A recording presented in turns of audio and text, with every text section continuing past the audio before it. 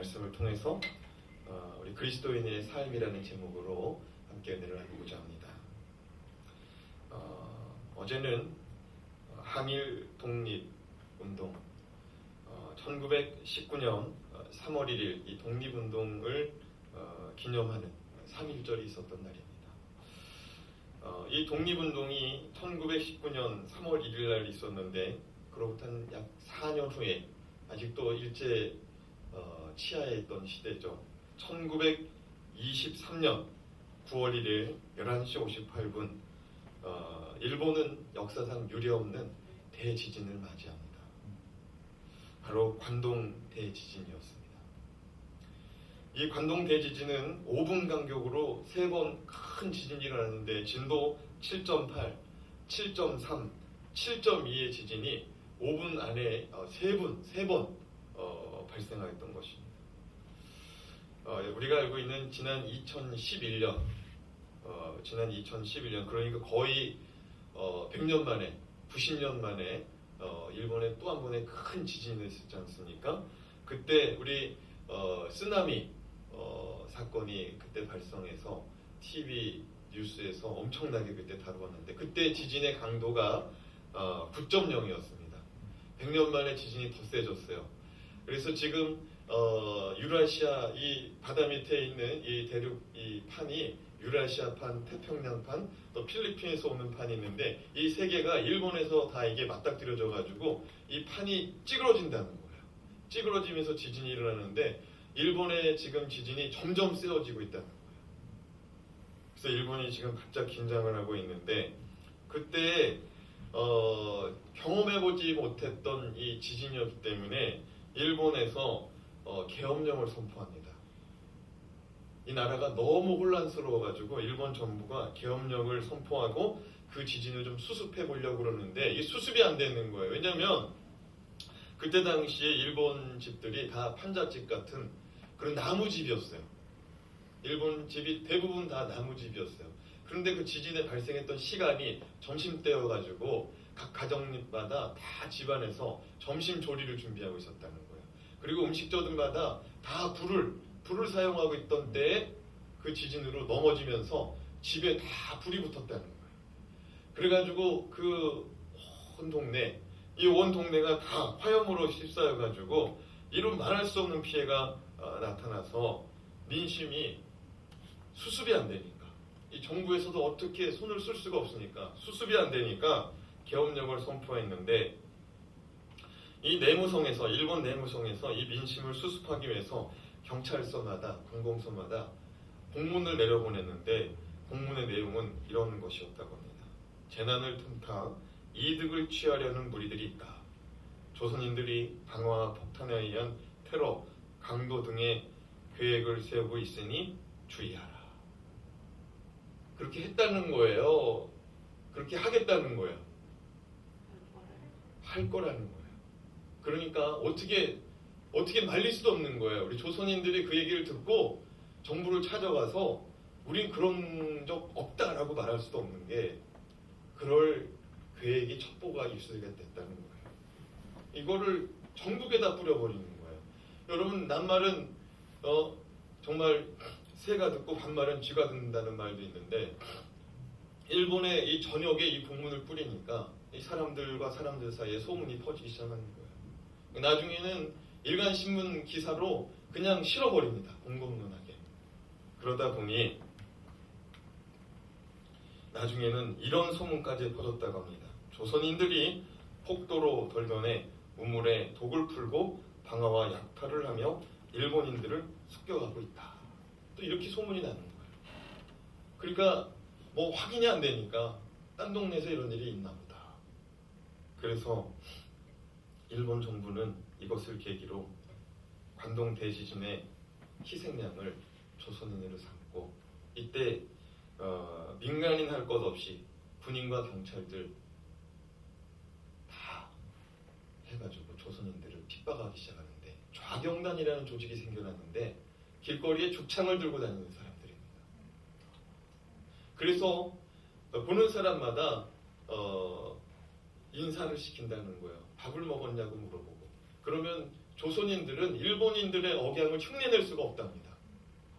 물어보는 즉시 조선인인지 일반인인지가 발음에서 구분이 된대요.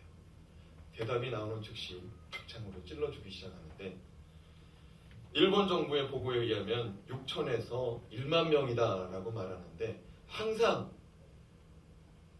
정부 측 통계와 실제 통계는 다르지 않습니까? 이거 좋지 않은 것이기 때문에 다 숨겼다는 거예요. 쉬쉬하고 숨겼는데 정부의 통계만으로 봤을 때 6천 명에서 1만 명인데 더 많다는 거예요. 수만 명이라는 거예요. 일제 치하 속에 있었던 민족의 아픔의 또 하나의 사건이라고 할 수가 있는 것입니다. 그런데 주 64년경에 이와 같은 일이 또 한 번 있었습니다. 로마에 엄청난 화재가 발생하였습니다. 전 도시가 아주 불길에 휩싸였습니다. 화재가 진화되어 갈 무렵에 로마시의 상당한 지역이 완전히 잿더미로 불탔음이 확인이 되었습니다. 얼마 되지 않아 로마 전역에 소문이 떠돌기 시작합니다. 당시에 절대 권력자 네로 들어보셨죠? 이 네로 황제가 자신의 궁궐을 예쁘게 짓고 싶은 거예요. 자신의 궁궐을 예쁘게 짓고 싶은 거예요. 지금도 로마에 가면은 여러분 원형 경기장 가보신 분이 계신지 모르겠어요. 그 로마의 시내에 원형 경기장이 크게 자리 잡았는데 그 원형 경기장이 그 네로 황제가 지은 궁궐터랍니다. 그 네로 황제 다음번 황제가 정권을 잡고 나서 네로에 대한 그 민심이 엄청나지 않겠습니까? 그 민심을 수습하기 위해서 두 번째 정권을 잡은 사람은 민중에게 그 궁궐을 돌려준다는 의미에서 원형 경기장을 지은 거예요. 민중의 문화를 오락을 주기 위해서. 근데 그 네로 황제에 대한 그 민심이 반기를 듭니다. 그 소문이 사실이니까. 로마 정부는 희생양을 찾기 시작합니다. 마침내 정부는 그리스도인들을 희생양의 제물로 삼았어요. 그리스도인들이 로마를 방어했다는 거예요. 로마 정부에 대한 그때 당시에 로마, 우리나라처럼 일제 치하했지 않습니까? 그 로마 치하에 있으니까 로마 정부를 테러하기 위해서 우리 그리스도인들이 이런 일을 자행했다는 거예요. 그때 많은 사람들이 그리스도인이라는 것이 드러났을 때 잡혀가고 형장에 있어 사자밥이 되고 고문을 당하고 도로는 카탄콤과 같은 깊은 동굴로 숨어 들어가 목숨을 보존하고 도로는 해외로 도망하여 살아갔던 것입니다. 이러한 때에 우리 그리스도인들 사이에서 작은 소책자 하나가 돌기 시작합니다. 그리고 그 책을 읽으면서 위로받고 다시금 주님을 바라보며 이 시련과 역경을 이겨내자고 그리스도인들끼리 서로 위로하기 시작합니다. 그 소책자가 무엇이냐? 바로 오늘 우리가 시작하는 마가복음의 책이었던 것입니다. 오늘 마가복음의 시작은 이렇게 시작합니다. 하나님의 아들 예수 그리스도의 복음의 시작이라. 하나님의 아들 예수 그리스도의 복음의 시작이라. 여러분, 로마 화재로 인하여 그리스도인들은 핍박받고 고문당하고 쫓겨다니느라 자신의 재산과 가족을 잃어버릴 수밖에 없는 절박한 상황 속에서 마가복음의 저자는 하나님의 아들이 구원자이시고 또 하나님의 아들이 왕이시라는 이 명확한 사실을 증거하고 있습니다. 네로 황제에게 무릎을 꿇을 것인가? 하나님을 바라보고 하나님의 아들이 이 땅 가운데 우리 가운데 구원자로 오셨으며 우리 가운데 진정한 왕이라는 사실을 선포하기 위해서 마가복음의 저자 마가는 우리 가운데 복음 서신을 쓴 것입니다. 네로 황제의 핍박 위기 속에 포기하기 쉬운 우리 그리스도인들, 이 신앙의 메시지를 통해 다시금 믿음을 부여잡고 살아가는데 오늘 마가복음의 저자, 이 마가복음의 이 서두 1장 1절에서 8절 말씀에 보면 마가는 침례 요한을 그의 서신의 첫 머리에 등장시킵니다. 무슨 얘기냐면 마가복음의 저자 마가는 침례 요한을 잊지 말라는 거예요. 이 복음서를 쓰면서 침례 요한을 먼저 바라보라고 말씀합니다. 자, 그렇다면 이 침례 요한을 통하여 오늘날 우리 그리스도인들이 가져야 될 삶의 자세, 삶의 모습은 어떤 삶인지 함께 살펴보고자 합니다. 오늘 말씀에 마가복음의 저자 마가는 우리가 이 땅에 살아갈 때 준비하는 삶을 살아가라고 말합니다. 준비하는 삶을 살아가라. 우리 2절과 3절 말씀을 좀 같이 읽어보겠습니다. 무엇을 준비하나? 시작. 선지자 이사야의 글에 보라. 내가 내 사자를 내 앞에 보내노니 그가 내 길을 준비하리라. 광야에 외치는 자의 소리가 있어 이르되 너희는 주의 길을 준비하라. 그의 오실 길을 곧게 하라. 기록된 것과 같이. 침례 요한을 등장시키면서 뭐라고 말하느냐? 주의 오실 길을, 주님 오심을 준비하는 삶을 살으라고 말합니다. 왜냐하면 우리 주님이 다시 오마 약속하고 떠났기 때문에 마가가 그리스도인들에게 뭐라고 그러냐면 주님 다시 올 때 너희는 침례 요한처럼 살아가야 된다는 것입니다. 사랑하는 여러분, 침례 요한은 준비하는 삶을 살아갔습니다. 자신의 삶을 준비하기보다는 이사야 선지자의 말대로 주님의 오실 길을 준비하였던 것입니다. 그가 생각할 때 주님의 오실 길을 준비하는 것은 죄사함을 받게 하는 회개의 침례를 전파하는 것이라 생각하고 그 광야에서 외치고 회개하라고 외치고 마침내 요단강에서 회개하러 나온 자들에게 침례를 베풀었던 것입니다. 여러분, 우리가 오늘 이 시대에 주님의 오심을 준비한다면 무엇을 준비해야 되겠습니까? 우리 이 땅에 살 일이 너무 많지 않습니까? 사업도 해야 되고 취직도 해야 되고 또 직업을 가져야 되고 결혼도 해야 되고 양육도 해야 되고 그러는 가운데 주님의 오심을 준비해야 된다면 어떻게 해야 되느냐? 우리 그리스도인들은 삶의 자리에서 복음을 전해야 될 줄로 믿습니다. 성경학자들은 침례 요한이 짧은 그의 사역 기간 동안에 광야에서 회개를 외치고 침례를 주었는데 몇 명 정도 침례를 주었느냐? 30만 명 정도 침례를 주었을 것이다. 몇만 명이라고요? 30만 명. 여러분, 30만 명 침례 주는 게 쉬운 일이 아닙니다. 제가 기후촌교회 사역하면서 침례 많이 주는 목사로 그렇게 유명했는데 제가 침례 줄 때 보통 저희 교구에서 한 번 주면은 한 20명씩 줬어요. 20명, 30명씩. 한 30명 침례 주고 나면은요 허리가 끊어질 것 같아요. 이렇게 해가지고 너무 눕혀가지고 다시 이렇게 해야 되니까. 우리 또 침례탕이 좀 좁아요.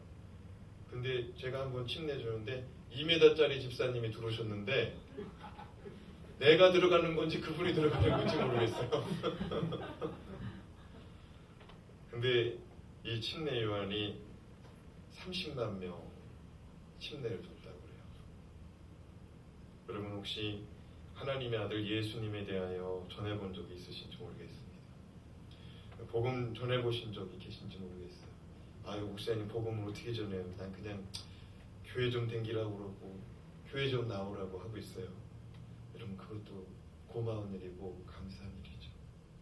여러분 이 시대는 소리의 혼탁함 속에 살아가고 있습니다. 쉬지 않고 우려대는 벨소리, TV소리, 자동차 엔진 소리, 그리고 무엇이 진짜인지 모르는 정보의 홍수 속에 살아가고 있습니다. 이와 같은 때에 광야에 외치는 소리가 필요하다는 사실입니다. 여러분 많은 사람들이 그 당시에 여러분 로마는요 그 당시에 최고 권력을 가진 나라였고 최고로 부강한 나라였고 최고로 발달된 도시의 사람들이었습니다. 그 나라의 문명을 받아들인 나라가 이제 이스라엘이잖아요. 그러니까 그 이스라엘 가운데서도 얼마나 많은 것들이 많은 사람들을 유혹하고 있었겠습니까? 발달하면 발달할수록 사람이요 더 피곤해지고 더 스트레스 받는 것 같아요. 저는 TV를 보면서 참 놀라는 게 저기 필리핀이나 브라질이나 아마존에 있는 그 원주민들 있잖아요. 그 양반들 보면 뭐가 이렇게 행복한지 모르겠어요. 근데 도시에 사는 사람들은 그렇게 행복한 것을 못 느끼는 것 같아요. 옆에 계신 분의 얼굴을 바라보시기 바랍니다. 얼마나 행복해 보이세요? 정말 행복하신 건지 오늘 너무 피곤하신 건지 여러분 그렇게 바삐 살아가는 사람들인데 침례 요한이 어디에서 복음을 전하고 외쳤습니까? 광야에서 외쳤다. 아무도 없는 곳에서 복음을 외치는데도 그 말씀 듣겠다고 오는 사람들이 있더라고요. 그 말씀 듣겠다고 오는 사람들이 있어요. 무슨 말이냐면 오늘날도 복음을 전하면 안 들을 것 같은데 그거 듣겠다고 오는 사람들이 있다는 거예요. 여러분의 생애 가운데 천국에 가서 여러분이 복음을 전하는 사람들이 고맙다고 그때 나한테 복음 전해주지 않았으면 나 어떻게 할 뻔했냐고 이런 소리 들으시기를 주님의 이름으로 축원합니다. 아멘. 지금도 교회가 세워져야 되는 이유는 이 땅 가운데 또 개척교회가 세워지는 그 자리 가운데 복음을 듣기 위해 기다리는 영혼들이 있을 줄로 믿습니다. 아멘. 여러분 광야에서 회개하라고 외쳤던 침례 요한의 외침 그 외침을 듣고자 30만 명이 줄을 서서 그 복음을 듣고 여러분 30만 명이 듣고 침례를 받았으면 듣기만 하는 사람은 얼마나 많겠어요? 듣기만 하는 사람은 얼마나 많겠어요? 주님의 다시 오심을 준비할 수 있는 깨어있는 저와 여러분 되시길 주님의 이름으로 축원합니다. 아멘. 두 번째로 우리 마가복음의 저자 마가는 우리 가운데 이렇게 말씀합니다. 나그네 된 삶을 살아가라. 이 땅에서 살아갈 때 나그네 된 신부님을 잊지 말라고 말합니다. 그러니까 이 로마의 황제 네로 때문에 집도 절도 다 절은 안 잊어버렸죠. 집도 잊어버리고 자기가 누리고 있던 직장 다 잃어버린 거예요. 이제는 목숨 연명하는 일밖에 없어가지고 떠도는데 몇 날 며칠은 그냥 살만하지만 이 떠돌이를 몇 년 하면 얼마나 힘들겠어요. 그때 그 사람들에게 이 마가가 복음을 전하는 거예요. 마가가 복음을 전하는 거예요. 그러면서 뭐라고 그러느냐면 6절 말씀입니다.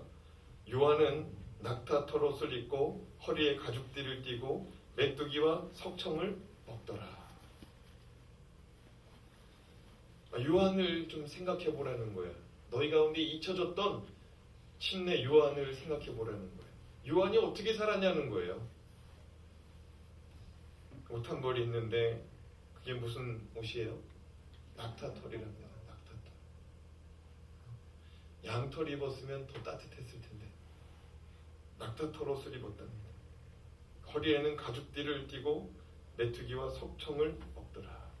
여러분 낙타털 옷은 그 당시에 없는 사람들이 옷 한 벌로 그 노숙을 할 때 쓰던 그런 용도의 옷입니다. 여러분 그러고 나서 허리띠 하나 가죽 옷을 걸터 매고서 허리띠 하나 차고 있었어요. 배고프면은 들에 나가서 메뚜기하고 석청 벌꿀 뜯어먹고 살았어요. 5절에 보면은 온 유대 지방과 예루살렘 사람이 다 나아가서 그의 메시지를 듣고 침례를 받았다라고 기록합니다. 여러분 침례 요한은 대단한 메신저였습니다. 그의 가르침을 듣기 위해 따르던 자들이 침례까지 받으면서 그의 제자 되기를 이렇게 서원했던 자들이 30만 명이 넘었습니다. 그의 가르침을 듣기 위해 수만의 사람들이 모여들었을 것입니다. 그가 마음만 먹으면 당대 최고의 제일 큰 교회 목사님 되실 수 있었습니다. 마음만 먹으면. 근데 그는 어디서만 외치고 있어요? 광야에서. 그 변방에서 유대 광야라고 그랬잖아요. 유대 광야 가봤자 아무것도 없어요. 아무것도 없어요. 근데 그분이 이 지방에서 전라도 그 신안 앞바다 신안군 앞에 있는 그 섬에서 목회하는데 사람들이 그 목사님 설교 들으려고 배 타고서 들어가서 말씀 듣고 나오고 이런 게 한 30만 명이 넘게 있었다고 생각해 보세요. 근데 그분이 만약에 그 섬 생활 철수하고 서울이나 분당에 오신다면 사람이 얼마나 많이 모이겠어요. 그런데 그가 광야에서만 외치고 있는 것입니다. 왜 광야에서만 외치고 있었겠습니까? 인생이 나그네 인생이라는 것을 그가 알았기 때문에 나그네 된 인생을 살아가라는 말씀의 표본을 그가 살았던 것입니다. 히브리서 11장 9절에서 10절 말씀 같이 한번 읽어보겠습니다. 시작. 믿음으로 그가 이방의 땅에 있는 것 같이 약속의 땅에 거류하여 동일한 약속을 유업으로 함께 받은 이삭 및 야곱과 더불어 장막에 거하였으니 이는 그가 하나님이 계획하시고 지으실 터가 있는 성을 알았음이라. 아브라함이 광야에서 거류했던 이유는 하나님께서 계획하시고 하나님께서 다스리시고 하나님께서 준비하신 성이 있기 때문에 그 성을 바라보면서 하나님께서 이끄시는 대로 살았다고 히브리서 기자가 지금 증거하고 있습니다. 사랑하는 여러분, 하나님이 지으실 영원한 터, 하나님이 경영하실 그 성, 천성을 바라보라고 마가가 지금 그리스도인에게 증거하고 있는 것입니다. 여러분, 이 땅에서의 삶이 나그네 된 삶이라는 사실을 기억하는 저와 여러분 될 수 있기를 주님의 이름 부탁드립니다. 아멘. 언젠가는 가야 돼요. 제가 지구촌교회에서 호스피스 사역할 때 2007년 12월 첫째 주에 있었던 일입니다. 그때 가정호스피스 팀이 봉사자들과 함께 처음 이제 시작됐어요. 우리 교회 가정호스피스 팀이 저희 교회 제가 사회복지부에 있을 때 처음 그것을 조직해서 그 팀을 꾸려가지고 이제 주보 광고도 내고 주변에 이제 목장을 통해서 암 환자가 있으면 우리가 신방을 가겠다. 그래서 우리 봉사팀이 가정에 가서 케어를 하겠다. 이렇게 슬로건을 걸고서 환자들을 이렇게 모셨는데 그때 세 분이 신방 요청을 해가지고 달려갔습니다. 세 분이 다 말기암 환자들이었어요. 첫 번째 환자는 분당 차병원에 있는 40살의 남자 총각이었습니다. 우리 고경준 선생님 놀래시네. 그분에게 복음을 전했어요. 그리고 또 한 분은 일산 암센터에서 있던 자매님이었는데 초등학교 1학년, 4학년 아이를 둔 아이 엄마였습니다. 그리고 이제 또 한 사람은 빈센트 병원, 여기 수원 빈센트 병원. 그러니까 이제 아침 낮으로부터 굉장히 바빴어요.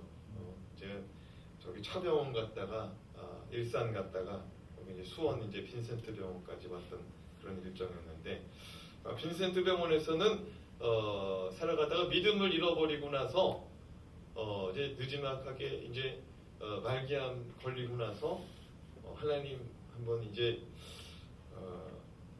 좀 믿어야겠다 이런 마음이 생기고 있는 것을 주변에 이 지인들이 눈치를 채고서 좀 왔으면 좋겠다는 거죠. 본인이 원한 게 아니에요. 본인이 원한 게 아니고 지인이 저희를 불러가지고 그래서 제가 이제 갔더니 한참 얘기하다 보니까 옛날에 믿던 사람인 거예요. 근데 주님 떠났다가 이제 병원에서 이제 말기암이라고 이제 얘기하니까 마음이 완전히 바닥이 된 거예요. 그래서 우리 집사님한테 그랬어요. 지금 혹시 소원이 있냐고 그랬더니 예 목사님 마치 전도사죠. 그때는 예 전도사님 제가 천국에 좀 갔으면 좋겠다. 내 소원이 천국에 갔으면 하는 게 내 소원이야. 그래서 그분에게 복음을 다시 전했어요. 그분이 다 알고 있었겠죠. 그래서 복음 다시 전하고 지나온 날들 동안 하나님 아버지 속삭였던 거 있으면 다 회개하라. 하나님이 우리 집사님에게 주신 기회인 것 같다. 그래서 하나님 앞에 생각날 때마다 회개하고 다시금 주님 바라보라. 그리고 이제 회개 기도 도와드리고 영접 기도 도와드리고 이제 성경 말씀 좀 읽고서 또 머리맡에 찬송가 또 틀어드리는 거 그거 도와드리고서 이제는 왔어요. 마음이 하루 3번 복음 전하니까 얼마나 뿌듯하고 또 3명 다 예수 믿고 또 하나님 의지하고 살아가겠다고 하니까 얼마나 마음이 정말 뿌듯한지 몰라요. 같이 갔던 신방대원들도 눈앞에서 다 예수 믿겠다고 그러니까 얼마나 감격스러운지 모릅니다. 그러고 나서 2주가 지났는데 그 빈센트 병원 그 믿음 떠났던 그 여집사님이 그 70세 되신 그 여집사님이 저를 찾는다는 거예요. 그래서 한 걸음에 달려갔죠. 달려갔더니 병실에 그 이름이 안 보이는 거예요. 지지난주에 갔던 그 병실의 이름이. 그래서 간호사한테 얼른 가가지고 여기 아무개씨 어디 갔냐고 병실을 어디로 옮겼냐고 그랬더니 어제 아침에 들어가셨던 거예요. 우리가 아쉬움과 허망함 속에 우리 봉사자들과 함께 발걸음을 돌렸던 이 기억이 납니다. 사랑하는 여러분, 우리는요 언제든지 주님이 부르시면 갈 수밖에 없는 존재인 줄 믿습니다. 언제든지 갈 수밖에 없어요.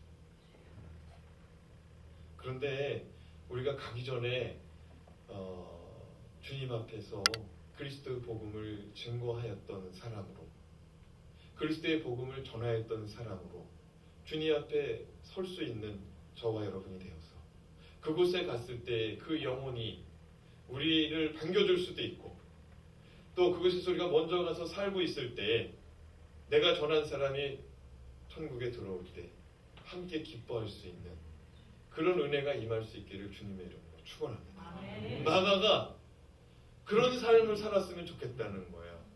우리가 나그네 된 삶이라는 것을 기억하고 로마에서 지금 집을 잃어버렸다고 재산 잃어버렸다고 그거 안타까워하지 말고 어차피 우리가 나그네 된 인생인데 삶의 자리에서 복음을 전하고 광야에서 메시지를 기다렸던 영혼들이 있었던 것처럼 주님 앞에 메시지를 기다리고 있는 메신저가 되어달라고 그들 앞에 메신저가 되어서 그들에게 복음을 증거하는 삶을 살아가라고 오늘 마가가 오늘 우리 가운데도 증거하고 있는 줄로 믿습니다.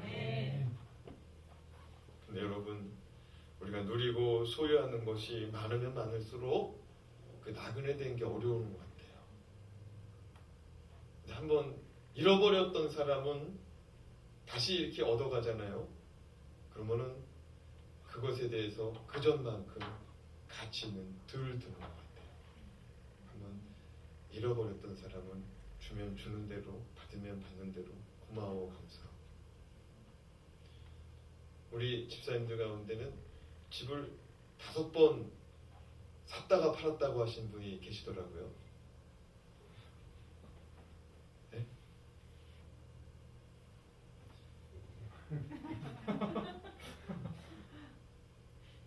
다섯 번 다른 사람 살려내고자 5번을 샀다가 팔았다가 샀다가 팔았다가 열심히 모아가지고 집 한 채 마련하면 동생 살리겠다고 집 팔아가지고 도와주고 또 열심히 몰아가지고 집 한 채 사면 동생 살리겠다고 또 도와주고 이분들은 나그네 된 삶이 몸에 배셨을 줄로 믿습니다. 언제든지 니아가에 짐 옮길 준비가 되셨을 것 같아요. 사랑하는 여러분, 우리가 이 땅에서는 천국 가는 훈련 받는 중인 줄로 믿습니다. 마지막으로 마가가 침례 요한을 통해서 뭐라고 말씀하냐면 겸손한 삶을 살아가라고 말씀하고 있습니다. 우리 그리스도인들이 겸손한 삶을 살아가야 된대요. 요한은 예수님을 높이기 위해서 자신을 철저히 낮췄는데 7절 말씀을 함께 좀 읽어보겠습니다. 7절 말씀 같이 읽습니다. 그가 전파하여 제가 대신해서 한번 읽어보겠습니다. 자막이 나왔네요. 같이 읽겠습니다. 시작. 그가 전파하여 이르되 나보다 능력 많으신 이가 내 뒤에 오시나니 나는 굽혀 그의 신발끈을 풀기도 감당하지 못하겠노라. 내 뒤에 오시는 이가 나보다 더 크신 분인데 나는 그의 신발끈 풀기도 감당하기가 어렵다. 예수가 나의 주인이시니 나는 종이다.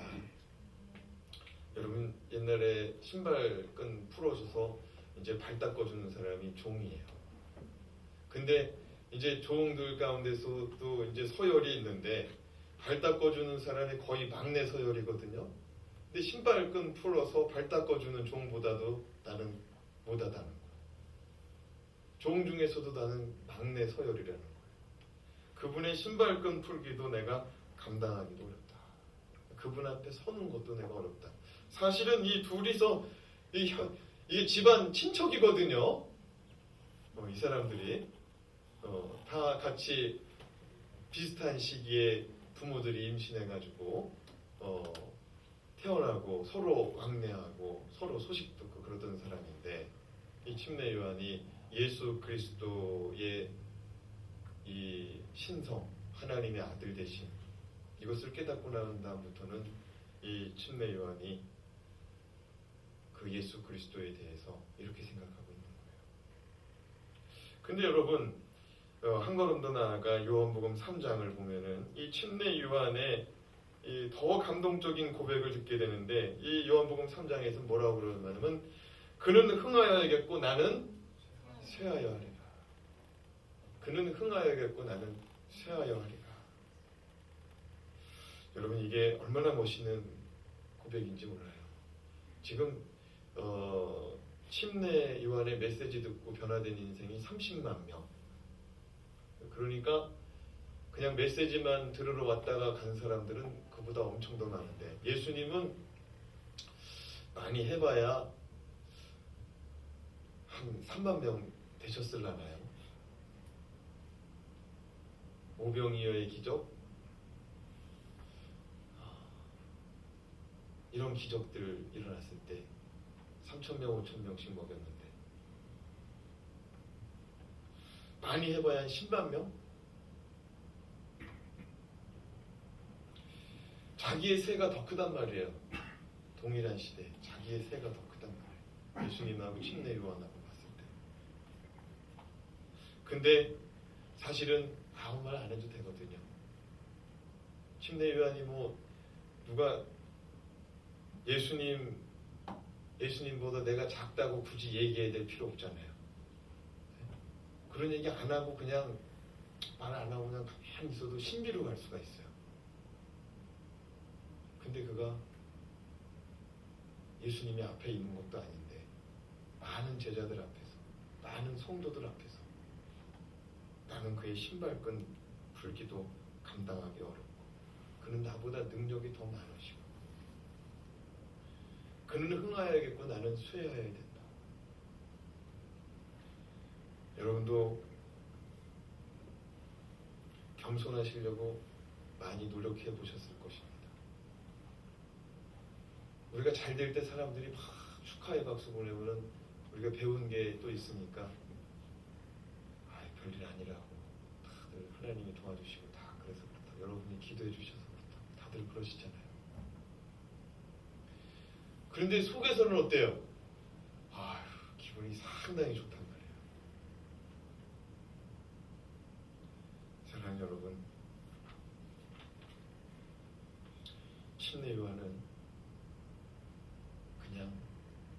그냥 겸손 떨려고 하는 게 아니고 정말 주님 앞에 내가 아무것도 아닌 존재라고 그렇게 고백하고 있다. 저가 우리 교회 교세가 커지면은 진짜 침례 요한처럼 그런 말을 할 사람이 될지 모르겠어요. 아니 저도 진짜 자신이 없어서 그래요. 사람 많이 그렇잖아요. 근데 침례 요한은 진짜예요, 진짜. 오로지 주님 오심만을 준비하는 사람인 거예요.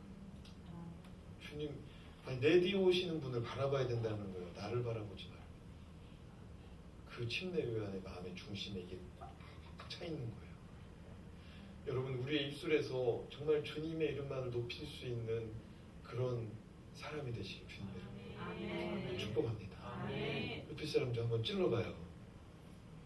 찔렀을 때 아야 뭐 이런 소리 말고 주님 얘기가 막 튀어나올 수 있으면 좋겠어요. 군대에서요 이렇게 조교들이나 상관들이 툭 치고 가면 뭐라고 그래요? 자기 관등성명 되잖아요. 툭 치기만 해도. 그러지 않으면 막 또 조인트 맞고 막 그러잖아요.